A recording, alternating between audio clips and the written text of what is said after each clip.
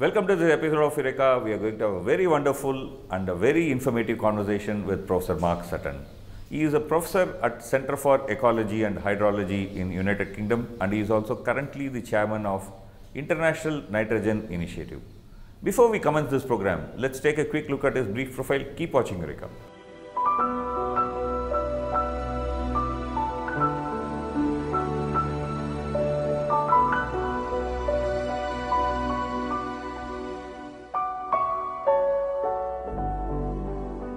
Reactive forms of nitrogen pose multiple threats to human health and the environment, as it is simultaneously contributing to poor air and water quality plus climate change. It is where many scientists are working in this area. And Professor Mark A. Sutton is one of them, an environmental physicist who is presently the chairman of the International Nitrogen Initiative, a joint project of the IGBP and SCOPE, and also co-chair of the Task Force on Reactive Nitrogen. Professor Sutton did his bachelor's in botany from University of London in 1986, and in the year 1990 he completed his PhD from University of Edinburgh. Which is taft-like for the ecosystems. You can answer with Since 1986, the work of Professor Sutton has focused primarily on the emission, behavior and fate of ammonia in the atmosphere. His work spans a wide range of disciplines from micrometeorology and atmospheric chemistry to plant ecology and policy analysis. these nitrogen compounds having all sorts of effects. Professor Sutton has developed a suite of tools to quantify the impacts of ammonia over the UK for DEFRA and other government organisations, including the FRAME, SCALE models and the National Ammonia Monitoring Network. In recent years, Professor Sutton has focused on developing the links between ammonia and other nitrogen compounds in the environment. I think several other His work in these areas has included preparing options for revision of the UNECE Gothenburg Protocol and developing a vision of how the global nitrogen challenge can be communicated to the society. Since 2012, Professor Sutton has been working with the United Nations Environment Programme, supporting their work through the Global Programme of Action on the protection of the marine environment from land-based activities. Yet, of course, This subsequently led to his leadership of the Global Overview on Nutrient Management for UNEP, Our Nutrient World 2013, and his spearheading of the International Nitrogen Management System as a developing mechanism of science support for the emerging nitrogen policy arena.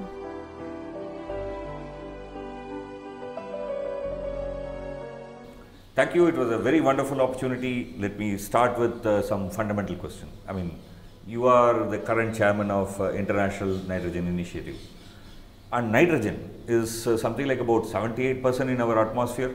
that's right. And if it is poisonous or problematic, I mean, life should not have emerged on this earth, right? I mean, so why are we worried about nitrogen? The thing is, there's different kinds of nitrogen. The first kind of nitrogen is N2. That's two nitrogen atoms sitting together. There's a triple bond between it. It's extremely strong, extremely unreactive. That's the nitrogen we breathe in. 78%, it's doing nothing apart from giving us a stable atmosphere to live and breathe. If we didn't have all that nitrogen and we had too much oxygen, we'd be living in an explosive atmosphere. Yeah. We don't want an explosive atmosphere, so we're really happy that there's 78% nitrogen. The problem comes when we start converting that nitrogen into other forms. In fact, problem and benefit, because it's doing several things. What kind of other forms? I mean, naturally nitrogen is N2, right? That's what is in atmosphere. They're all natural forms of nitrogen, but N2 is the one of which there's most of by far. The other forms are in trace amounts. So the first way to convert it, certain bacteria can do this, is to convert N2 into ammonia. That's nitrogen and 3 hydrogens, NH3. Okay. That's the primary form. From there, it can also oxidize to form nitrates. Okay. That's nitrogen and 3 oxygens.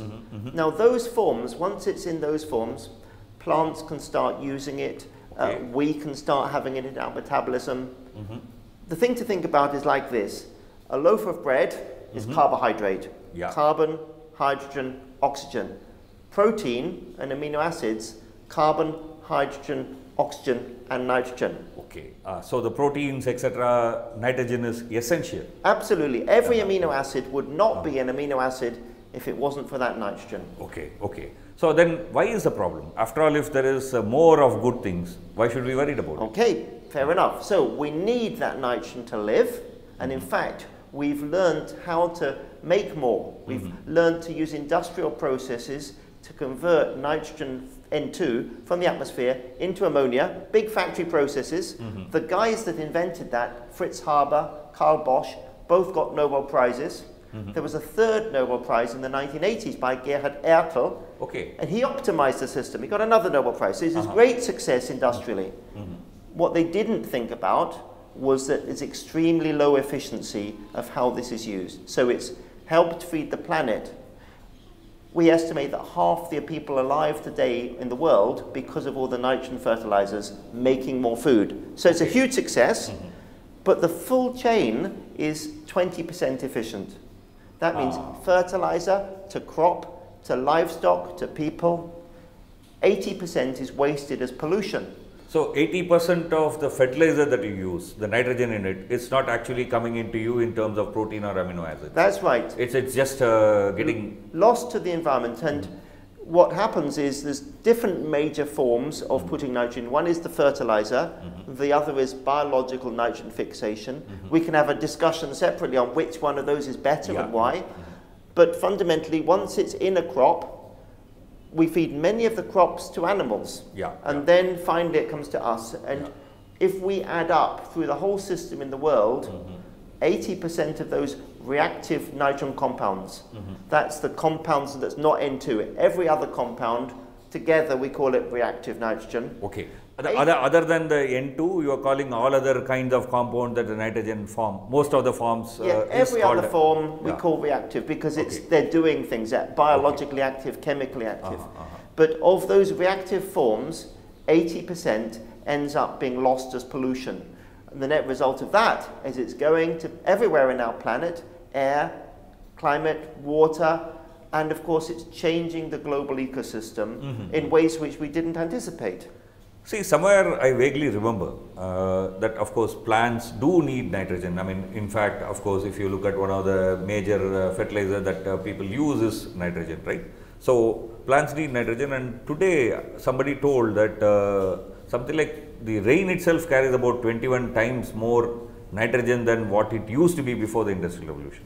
You mean to say that so much of reactive nitrogen is in atmosphere? So the rate that it's going everywhere now, the nitrogen. For example, if you use a fertilizer on the field, or even if you can smell manure, if you can smell urine and manure, what you smell is the goodness being lost into the air. Okay. So it's going up, for example, as ammonia, evaporating up into the atmosphere, blowing around, and then may come back down in rain. Now, the problem is it went out of an agricultural system and may have come back down on a forest or on a river or on the sea, which is not where we want it. Okay, okay. So basically, I mean, this reactive nitrogen is going to a place where it might be not necessary or maybe causing some other kind of problem. That's what. That's right. And it's doing it. This is a really interesting thing about the nitrogen story, is it's not just one issue. There's so many different forms of nitrogen and it's going so many different places that it's having multiple impacts. So climate change. Nitrous oxide is one of the forms of nitrogen. It's a gas that's very unreactive. It's produced when nitrogen in the soil decomposes. But we don't want nitrous oxide. And it's 300 times more powerful than carbon dioxide as a greenhouse gas. Now there's less of it, fortunately. So carbon dioxide is still overall the biggest contributor. But together with methane, nitrous oxide is one of the big three. It's one of the big three global warming gases. Exactly. So fine, I mean, this is where we will take a very short break. Keep watching Eureka. After this, we are going to discuss with him about his effort in understanding this nitrogen cycle. What kind of problems are happening around the world? Keep watching Eureka. We'll take a very short break.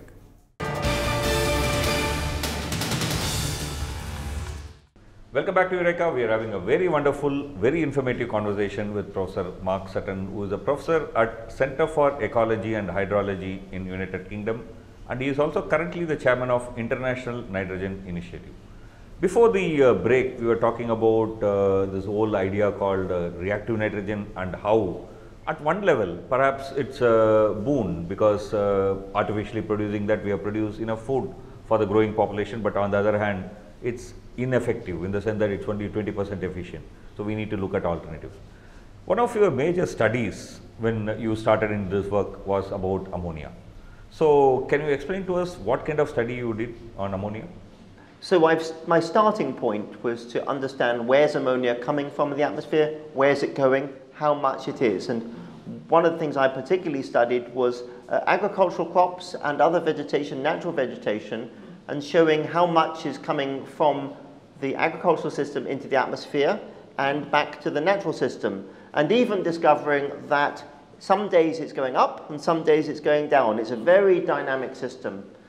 The reason for that is ammonia is very volatile. It's in the liquid form, but warm up that liquid and it comes out into the atmosphere. So my starting point was to understand those dynamics, vegetation, and then we've looked at all different systems, agricultural systems, even natural systems, to understand the dynamics with, for example, seabirds around the world. Okay, seabirds.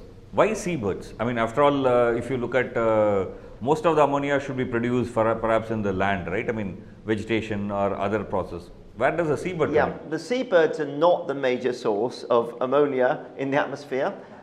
We'll accept that.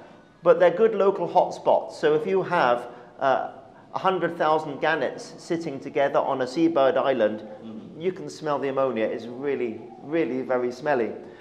What the seabirds have provided for us is a natural laboratory. We came with a key question: how is climate change altering ammonia emissions in the planet? Will it make it worse? Okay. Now, we want to study it in different parts of the world, but it's very difficult to do that with agricultural systems, because when you go to a different part of the world, the agricultural practice changes at the same time. So if you see a change, you won't know whether because of the agricultural change or is it because of the climate change? That's exactly right. It becomes very hard to untangle. Yeah. So we wanted a natural ecosystem without management, where we can purely see the climate effect on its own. Okay. So we identified different seabird islands. We characterize the behavior of the animals, the weight of excretion, and selected a range of different islands around the planet and backed that up with models. It's quite interesting for the scientists who find themselves sitting in Antarctica.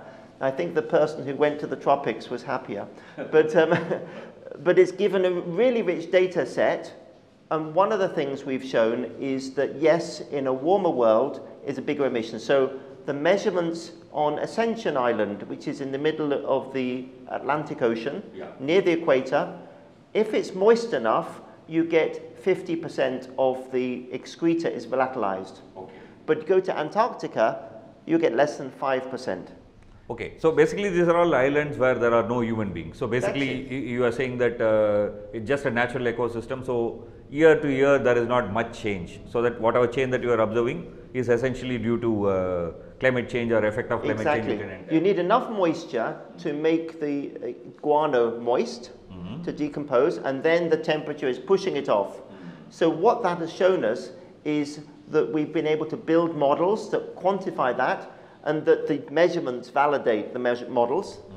And then we put that into a global database of emissions from seabirds, and then run it through future climate scenarios, and show how by the end of the century in some parts of the world we'll be having 50% bigger emissions because of the warmer planet.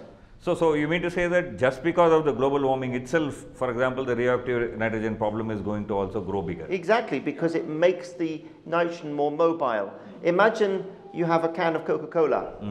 A warm can of Coca-Cola loses its fizz. That's why everybody keeps it cool. The same with the ammonia. A warm solution of ammonia loses its goodness to the atmosphere.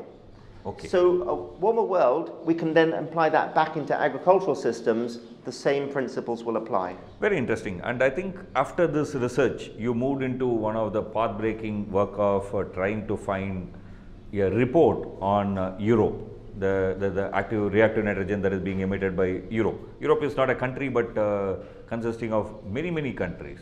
Yes. How did you manage it? I mean, why did you first of all went into that kind of a research? The challenge was to take nitrogen to the next step. I had been working on ammonia, another person works on nitrate, another person works on nitrous oxide, the greenhouse gas. We're all doing our work separately. And the problem I noticed was that when it comes to policies to clean the environment, all those policies are fragmented, the science community underpinning them are fragmented. So we needed to start coming together as a community, working together, and by doing so, we were able to come with a much deeper understanding in this assessment process. So, the fragmented effort, I mean, people who are doing it in silos, looking at different aspects of nitrogen and its cycle, its effect, you wanted to put them together. But how did you achieve it? It was a question of going stepwise, building the science community. We did it through a series of 5 meetings over a 3-year period, getting scientists together. At the first step, we took them where they were, looking at processes, different parts, and then we remixed the people and take them to go through spatial scales, from a field scale up to the continent. Then we took them again and we worked to say, if there were just 5 reasons to care about nitrogen, what are they? And then we focused on 5 key threats: water pollution, air pollution, climate change, greenhouse gas, ecosystems and soils. And then finally we said, okay, what about the solutions? How are we going to work together? Now we're working well as a team, working towards the solutions. And that was where we made some really big steps forward in how we join up the challenge, one of which was that we never tried to value nitrogen pollution before. And we tried there for a first time to say, if we think about the air and the climate and the water and the health, everything together, we came up with a damage estimate of 70 billion euro to 320 billion euro per year worth of pollution. Now that number is hugely uncertain, but it's given us a basis for a conversation. At least one can see that the magnitude is very large. I mean, at least that much is very clear. One of the key aspects of your European study is it's a multinational study, right? So different nations have to come together. How did you manage that kind of a cooperation? It was a slow process and building on previous networks. The challenge was that I had a good network in the atmosphere, but we needed to reach out to the water community and reach out to the biodiversity community. And so we would go stepwise. As the network grew, we would look at the gaps and people identify who else we bring in. Essentially, it was a 5-year process. And I would say we produced a book at the end, Cambridge University Press, the European Nitrogen Assessment, but it wasn't just a book, it was a process of bringing the community together. This is where we'll take a very short break. Keep watching Eureka. After the break, I'm going to ask him, there's a report, what are the salient features of it? What kind of policy initiative they are suggesting in that book? Keep watching Eureka, we'll take a very short break.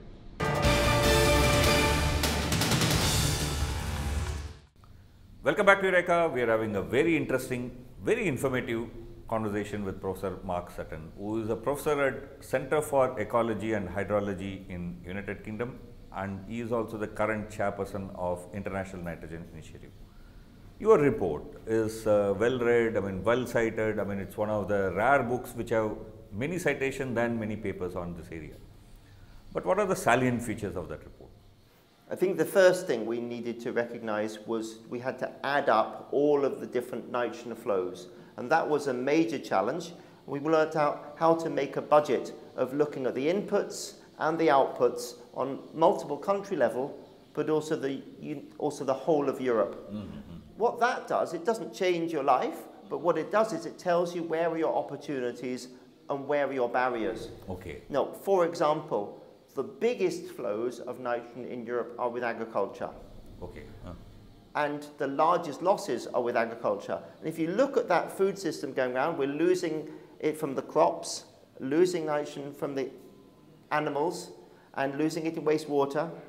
But the food system is really interesting because what we noticed was that 80% of the nitrogen which is being grown in crops in Europe is being eaten by animals. Only 20% is being eaten by people. And that showed us something really significant, that our dietary choices are vital. We are eating in Europe, we found out, twice the amount of meat and dairy needed for a healthy diet.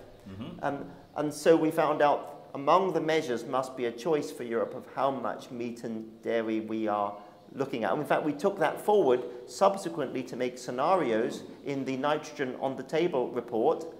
And that report showed us that if we ate half the amount of meat and dairy, we would be reducing our pollution levels by 40%. So a 50% reduction in meat intake gives you a 40% reduction in pollution. So we have technical measures on the one hand, how to manage nitrogen better in the field, but we cannot look at that alone. We have to relate it to dietary choice. And in fact, as part of the communication, I came up with a new word, which is we have vegetarian, normal. What about half meat? Because you might be a vegetarian for some ethical reasons, but for environment, it's about half of that. Half about how much. And so the new word is demitarian. Demi means half. Okay. And in our meetings, we now changed our practice. We cook with half the amount of meat in all our conferences. Very interesting. I mean, you're talking about how in Europe, given the European situation, perhaps it's not applicable in Africa or other places, given the situation that lifestyle changes is one of the important areas of reducing nitrogen impact from your study. Is there any such studies in elsewhere in the world? Or is it only in Europe that was being done? No, Europe was the first. There's been an assessment in the United States, particularly about nitrogen and climate. And then the next one has been the Indian one, which has been a major challenge. It's been published in the last year, looking at all of the issues together, taking a similar approach to the European assessment, but drawing on underpinning Indian data. And that really shows the scale of the benefit, of course, of nitrogen in India, but the scale of the challenge, because India is having some of the worst air pollution in the planet, particularly nitrogen compounds. So when people think of air pollution in Delhi, what is that air pollution made up? It's made up of particles or gases. It's basically vehicular pollution, right? Yes, but what is coming out of the vehicles? Nitrogen oxides. It's a nitrogen compound. The particle matter is made up of ammonium and nitrate. So one of the things that is very not having enough attention, it's very clear in the Indian assessment, is that particulate matter, the nitrogen oxides come from the traffic, ammonia comes from the agriculture in the surrounding countryside. The two come together and start reacting to produce these particles, adding to the burden. So that is a very now clear data set underpinning the Indian situation. Also so if you look at, for example, the European report, it tells you the current context in Europe and the current ecosystem in Europe, and where you can actually do actionable work. Yes. Although we might like to completely eradicate the nitrogen pollution, but you need to take step by step. I mean, you can't do it everything on one day, right? So it gives you actionable point. So if you look at the Indian report, how is it different from European report, or is it just same? It's the same policy for the whole world, or it is contextualized? There are different messages. The food choice one is clearly going to be relevant for India. So many people are already vegetarian in India, but if Indians were to eat like Europeans, your nitrogen pollution level would be much worse. So we actually need to learn from you how to eat a good, healthy diet with less meat. And so it's a message to Europe. In India, India's also been very active in the government sense in terms of taking policies. So in the beginning of 2016, India took the policy that all its fertilizer, all urea fertilizer, is coated with neem oil. And the evidence we have suggests that overall, there are some details, but overall, that's improving nitrogen efficiency with less pollution. So there's a message there. I think the other challenge that India faces is there's much less underpinning data on ecosystem impacts. So the research community in India over the last years has been very much focused on the agricultural context, how to grow the food to feed the people. That's fine. But relatively speaking, compared to Europe, there's much less data. So for example, while good monitoring is available in the seas around, for example, Bay of Bengal, there's very little monitoring of the impacts on the forests immediately north of the Indo-Gangetic Plain. Those forests are standing with their feet in air pollution in the Indo-Gangetic Plain. Okay. But it's a global biodiversity hotspot, we know that. But we have hardly no data on how is the nitrogen pollution affecting the integrity. So the Indian report is telling us two things. One, some possible actionable points, and second, where there is a data, gap. So where more research is required. Exactly. So that we can do a very realistic planning for future. Very interesting. So how did this International Nitrogen Initiative came about? And what is it doing? Yes, so the International Nitrogen Initiative is the global community of nitrogen scientists who are interested in how their work can better feed people and with less pollution, with a cleaner environment. So it's really scientists at the interface of process studies, scaling up, and policy and practice intervention. So it's a very practical initiative. Some parts of the world, like Africa, they would like to have more nitrogen because they struggle to feed their people. Other parts in northern India and Europe have too much. So to address that, we realized we need a global approach. We've established a large network with a regional center. There's a South Asia regional center, East Asia, Latin America, European. And that provides a node for cooperation, building understanding of the scientific network, and fostering this collaboration that's needed to cover the whole nitrogen cycle and not be in our silos. You are saying that as International Nitrogen Initiative, you're working with Unim to address this issue. What exactly are the plans and how are you working it? We're working with them to start joining up across those issues: water, air, greenhouse, ecosystem, soils.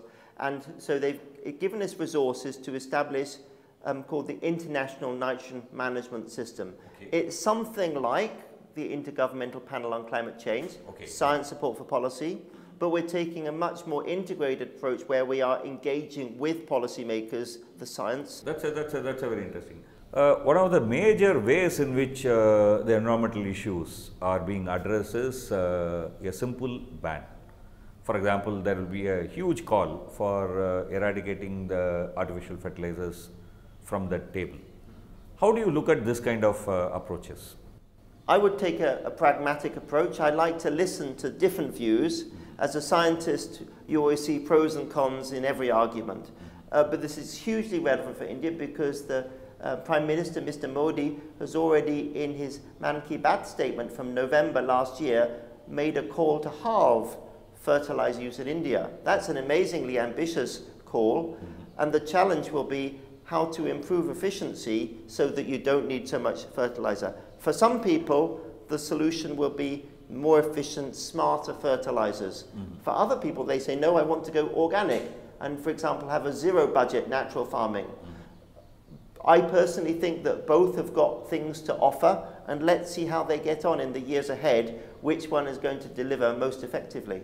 Okay. So, if we look at this reactive nitrogen scenario all over the world, what do you think are major challenges that as a world we need to address? The big challenge for nitrogen is that most people don't know about it. Everybody has heard of carbon. You get a carbon footprint with your breakfast cereal nowadays, but if I talk about nitrogen, many people don't know about it. That awareness has to be the #1 issue, because until everybody's aware, we do nothing. The next thing is that the nitrogen pollution, because it's fragmented, all the policy departments of the world are teaching it one by one. And on its own, there's not enough energy to change. So we say bring the science together, but then inform the policies. And one way is that we say better nitrogen management is not a new problem. It's part of the solution, because you're going to have cleaner air, cleaner water, better climate, better ecosystems, all of those at the same time.